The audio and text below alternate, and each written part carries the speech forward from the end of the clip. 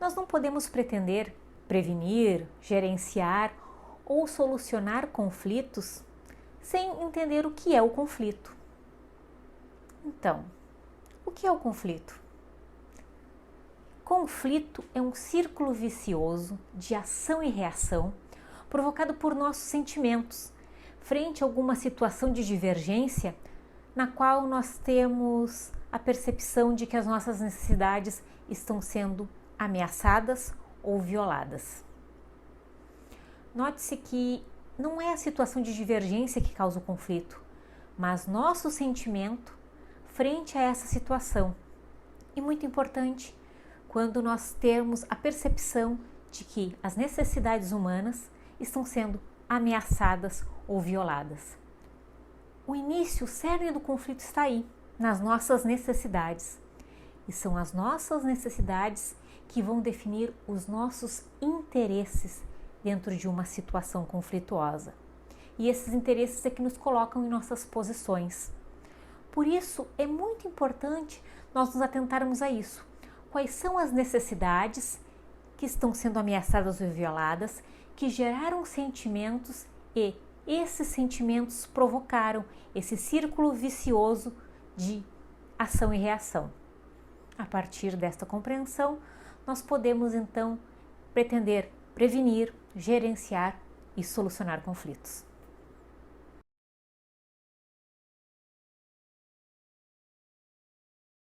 O conflito pode ter várias origens, mas sempre traz em si um fator humano. Por quê? Porque ele é fruto dos nossos sentimentos frente a uma situação de divergência.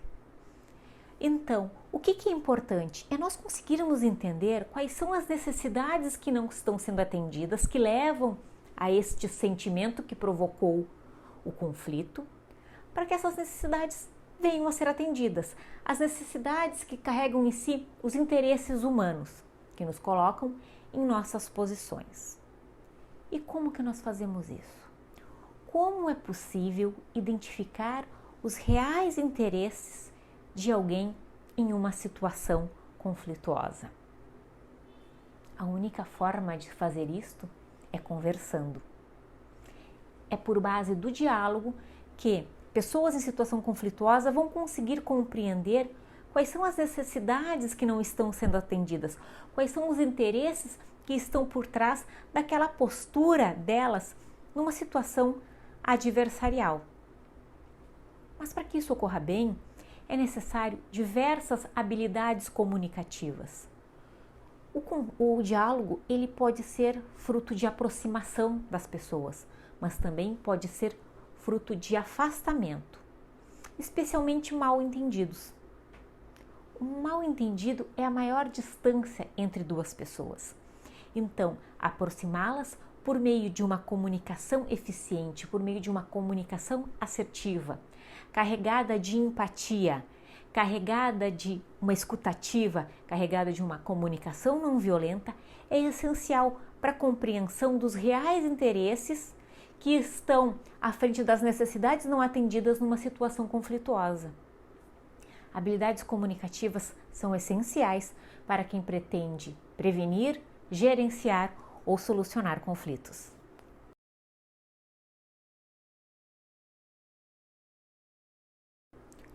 Conforme o conflito vai escalando, ou seja, conforme o conflito vai crescendo, as pessoas que estão ali envolvidas nessa situação conflituosa acabam, como eu digo, se perdendo.